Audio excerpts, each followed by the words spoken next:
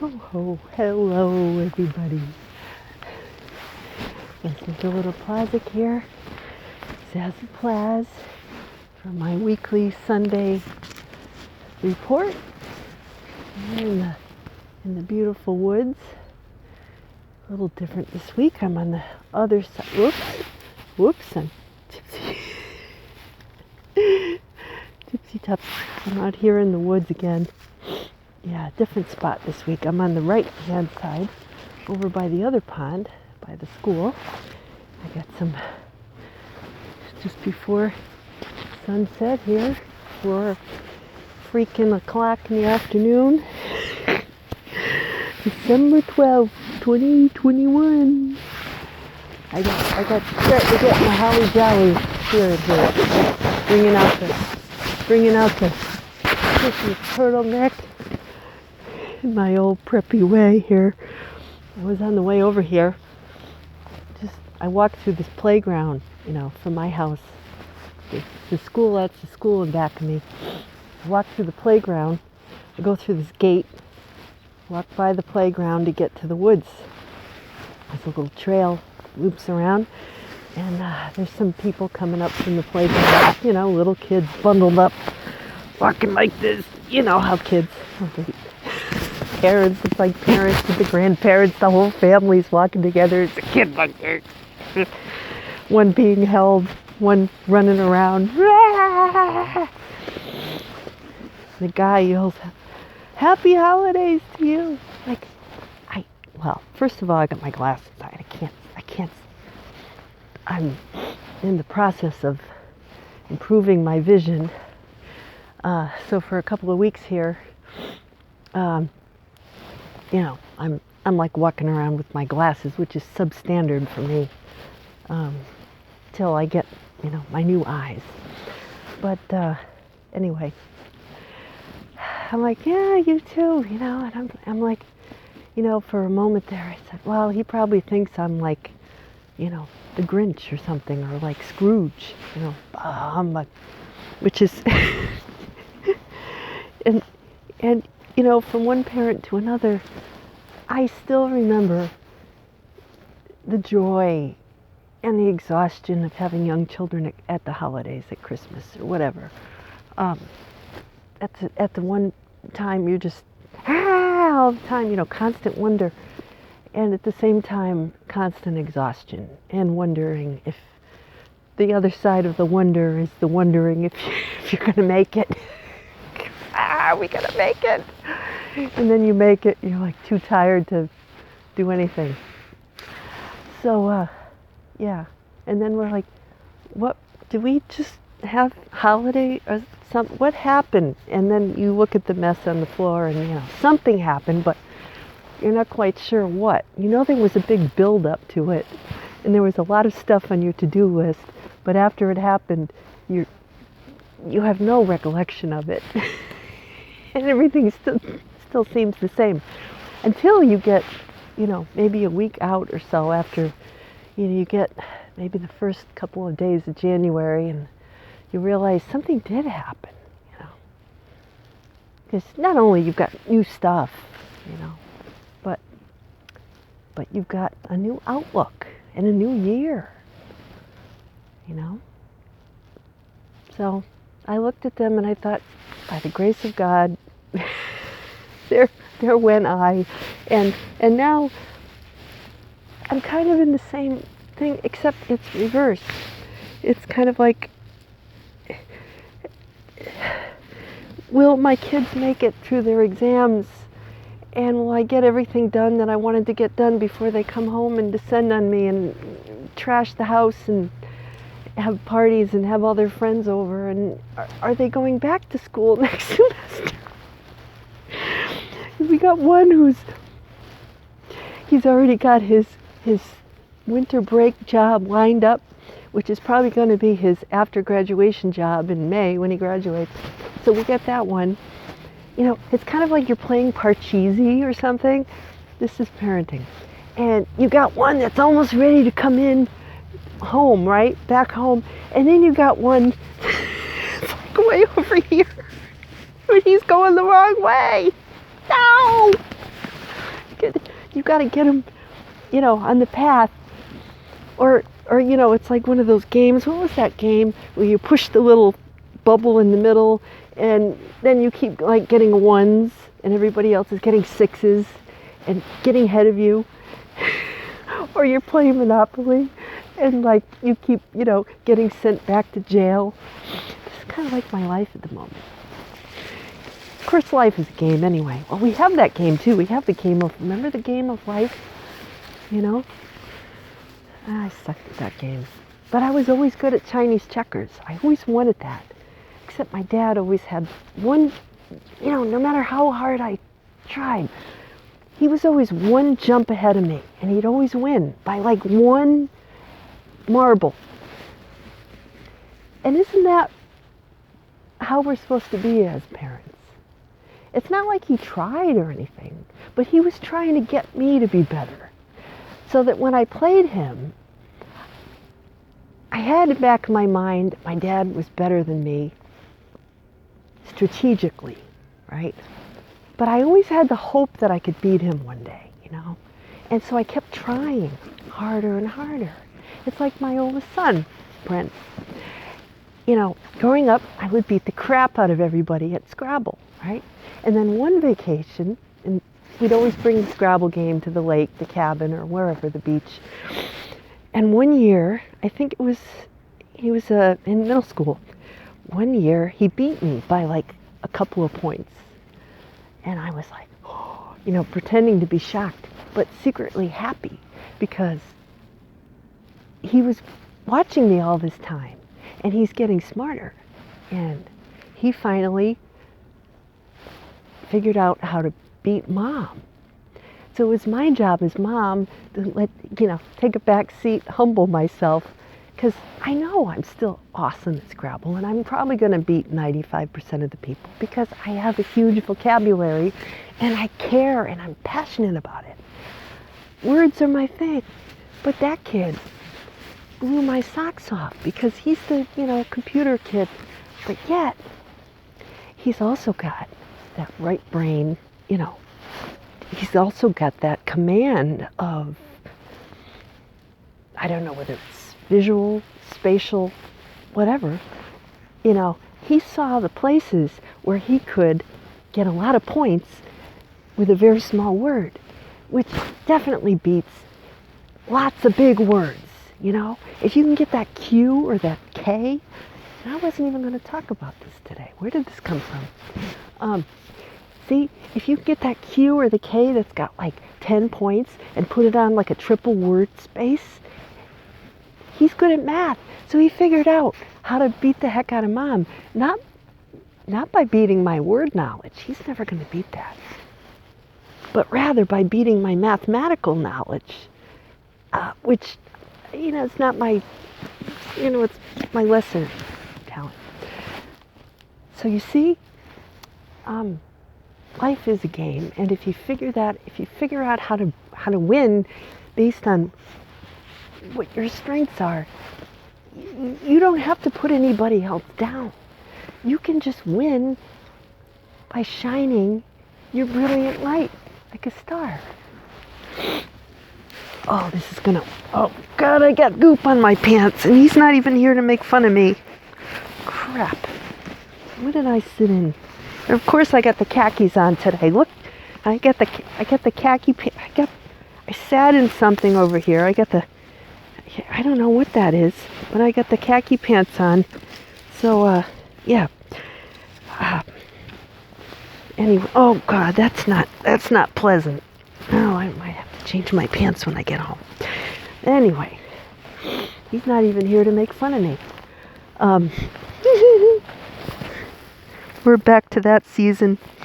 It's nothing. I'm going to have to drag out the big puffy coat, I think, next week. So anyway, I digress. Yeah, so Shining Star, that's the theme for today. And I didn't even sort of plan it that way, but, that Earth, Wind, and Fire song popped into my head. Shining Star. Actually, the song didn't pop into my head at first. It was the, oh God.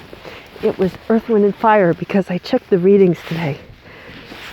And the gospel had about, that reading where they say that, the wheat is going to be tossed into the unquenchable fire, and you've got the water, you've got the baptizing of John the Baptist, you've got the Holy Spirit, which is air, you've got the fire, unquenchable fire, and the quaff, which is basically the old leaves in the back of the yard that I have to rake when I get back, and throw out the old mum, which is like in the pot, but I couldn't yank it out because we had snow and now it's really heavy and it all melted. So I need my husband to help me carry the pot to the back so I can dump the whole thing out and be done with it already, before we have another snow. But first we just had it kind of melted. Oh, it's so pretty here, and the moon is coming out. I don't know if you can see the moon. It's never as pretty as when you're out here.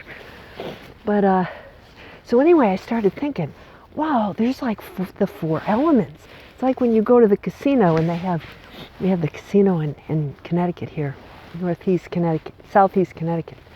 And you go and there's like the entrance of the air and the water and, the 4 seasons. There's like the winter, summer, and then they've got the symbols and all the 4 seasons, the elements, the fire, the air, water, earth. Same in the Bible. Same everywhere. And same with Christmas. Think about it. We've got all the elements represented, just like in every one of us, astrologically. We have all the elements. We all have fire, we all have water, air. That's why I love Earth, Wind, and Fire. When I was a kid, they were really popular, like when I was around 10. And Shining Star was one of their most famous songs. And it's shining stars for you to see, for all to see. I'm just going to paraphrase a little bit. That you shine for everyone to see. What your life, what you can truly be. I jotted down the lyrics from like Lyric Find or whatever. So we've got to shine as brightly as we can, especially in this season, right? You go outside, take a break from all the shopping and the cards and the decorating and the freaking million things you got to do, and just look up at the night sky at the stars, Venus, the moon. Take a deep breath. Remember to do that. I have to remind myself, and that's what dogs are great for. You got to walk the dog, no matter what. Dogs pull you out of yourself. They pull you out into nature. Now we got a helicopter. But so in the readings they were saying, not to have to give thanks and everything and not have any anxiety. That's perfect. So, this is the time of year I find myself, you get the Christmas cards, right? You start comparing yourself, or if you're on social media, I stopped doing that a long time ago. But the comparisons crop up, right? Or not just this year to last year, but so-and-so sends you a Christmas card, and somebody from high school or whatever, and you're looking at their beautiful family. They're on vacation somewhere, warm, they're beautiful, just everything, and you're looking around your living room. You still got that old keyboard sitting there that some kid left. The couch is on its last leg. The dog is sitting on the couch. Like, this is not, that's not going to be my Christmas card, right? But, my husband did a great job. He found a bunch of pictures that really, it made us think it was a good year. You know, he's got pictures there. He did one of those collage, you know, those collage cards. And I think it came out really nice. It, you know, Merry Christmas. And it's got my son, my youngest son, getting his diploma. And, you know, it's got a picture of all of us celebrating my oldest son's 21st birthday. And then it's got, you know, a picture of my dad and all of us at the Eagle ceremony. And, you know, all this and that. And then you turn it over. And my husband he took a picture of the dog, you know, straight on, and then sideways. And he put like a police department, you know, thing like they do for mugshots. But instead of mugshot, it's a pug shot, you know, because she's a pug. Well, she's part pug. But anyway, he's like, I wonder how many people are going to get this. So if you get a card from us and you see the dog, you know, the profile, just the joke is that she's part pug, so it's a pug shot. Anyway, I throw that out there. So yeah, to have no anxiety, and replace that word anxiety with eagerness. Instead of being anxious, be eager, right? Which is pretty much the same thing without the emotion, without the negative emotion attached. You're eager to see what the holidays are going to be like, eager to see what Santa's going to bring, eager to see the new year that's about to start, eager to see, just to see, right? In my tradition lately of throwing things out, as many things as I possibly can, I went through a big binder yesterday and threw out most of my notes and old papers from a writing class that I took when my husband and I first got married in the late 90s. I didn't even know that. The late 90s. I was taking a writing class in between working, doing systems consulting and saving money to build our house. And I had a couple of different writing teachers. And the thing was, I had to decide between taking the fiction course and the nonfiction. And I think I chose mostly fiction because I figured I had the nonfiction down, but I ended up doing a little bit of each. And I had this instructor, she was in San Francisco. She's since passed away, but she was the best.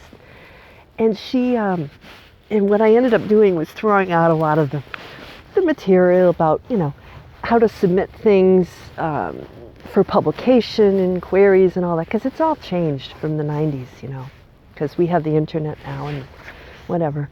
And I threw out all the instructions, but what I kept were her letters to me and my letters to her. And I think a future Zazoo Plazz book might have, you know, letters that I've written, because she said, oh my gosh, she said, your letters are, you know, your writing is good, your story is good or whatever, but man, your letters are the best. I used to get her inspire the most fantastic responses just based on my letters. And because my stories were not realistic, I would try to make up a story or a character based on, you know, people that I knew, things that I knew, and the dialogue would be fake, or the words would be forced and fake, and you know, so I don't do fiction. I do nonfiction. I do essays. And one of them said that, you know, it was about a magician. It was based on a real magician that I had interviewed for the local paper. And he used to do like cruise ship shows and, you know, wander around at Six Flags and, you know, do tricks, and you know, he's very successful. But I interviewed him when he was just starting. And so in the story I say that, you know, the people were anxious for the show to begin, for the magician, you know. And she circled the word anxious. She didn't have many criticisms of my story, just mostly my word use and the dialogue. And she said, and back then I didn't take criticism that well. I have since learned that it is golden, and I I save it. I treasure it. But she said, not anxious. She said, try eager. Use eager, because the people were eager for the show, like a child, right? A child looking forward to Christmas is eager, not anxious. Kids aren't afraid. You know, they're not afraid. Oh, what if Santa doesn't, come? Those are grown-ups who put those thoughts in their heads. Every kid is eager for Christmas. Of course they are. They know in their hearts something magical is about to happen. A magic show is going to happen. It's only when we get to be adults that we become anxious. Anxious that things won't be as good as I imagine that they're going to be, as I hope they're going to be, as I demand that they be. And everything, my Christmas has to be perfect. And there's going to be no pits in my cherry cream pie. And everybody's going to get along.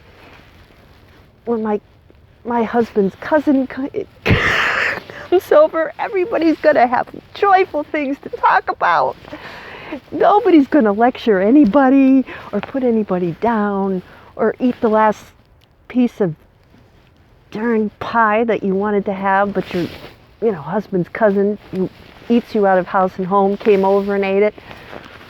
None of those selfish types of things that we just love on the holidays.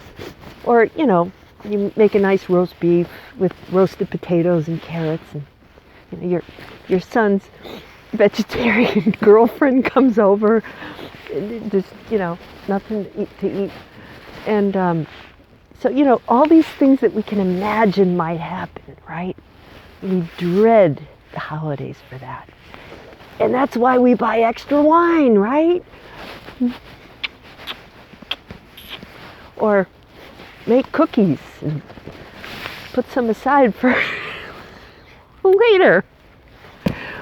Or, when you're talking about distractions, with me, I could easily just blow everybody off, sit in a corner and, write or do my astrology and, look things up and, fall into a rabbit hole. And then somebody's like, Mom, do we have any cheese? Somebody used all the ketchup, and Mom, are you making dinner tonight? What are you having for dinner? But never mind all that. We have to focus on the shining star.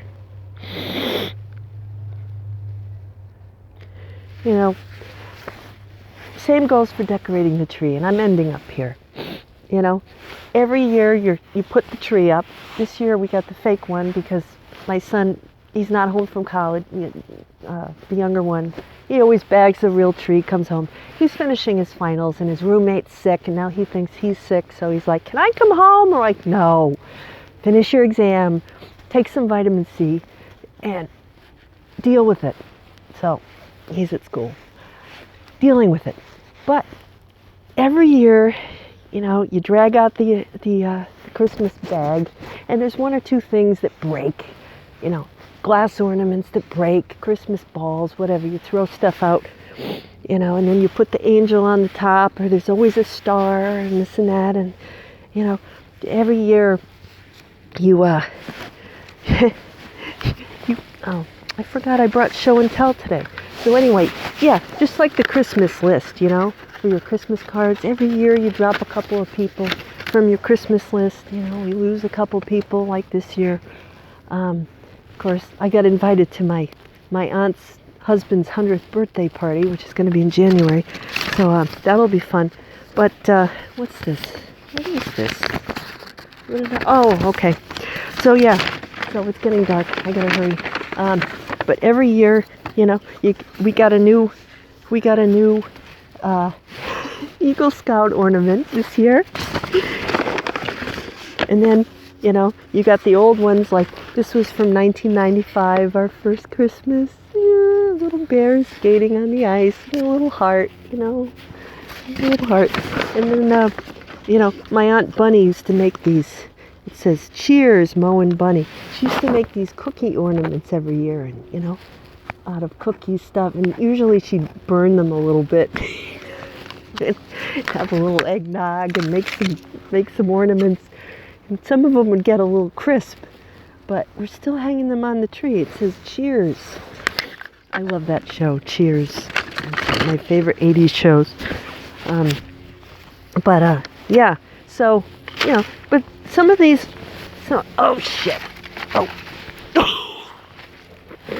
Uh-oh, I'm going to have to bleep that out. Anyway. Yeah. So, anyway. Some of those things you treasure, some of them you every year you got to give some things up. But, that's life, isn't it? That's life. Can't take shortcuts.